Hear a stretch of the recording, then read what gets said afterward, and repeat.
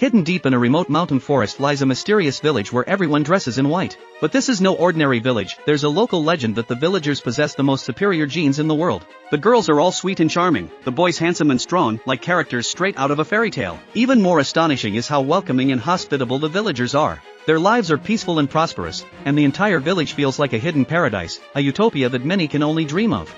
However, behind this calm and serenity lies a dark and disturbing legend. Any villager who lives to the age of 72 must jump off a 100-meter cliff to fulfill their destiny. If they die instantly from the fall, the village celebrates, honoring them as a hero. But if they survive the jump, they are mocked as failures, and someone will finish the job with a hammer, completing the ceremony by force. Originally, in an effort to preserve their pure bloodline, strict rules forbade marrying outsiders. But over time, the consequences of inbreeding, birth defects and deformities, forced them to abandon that tradition. So, a twisted and selfish plan was born. The villagers began inviting tourists with strong genetics to visit. After these visitors completed their so-called reproductive mission, they would be tied to a pyre and burned alive, turned to ash in the flames without mercy. Despite the many chilling rumors, a few young people refused to believe the tales and decided to visit the village in white for themselves. But as soon as they set foot in the village, they stumbled upon its annual sacrificial ceremony. An elderly man stood with arms outstretched before diving off a 100-meter cliff. The shocking sight left the group stunned. Even stranger, while the dust below the cliff hadn't yet settled, the other villagers were already smiling in satisfaction.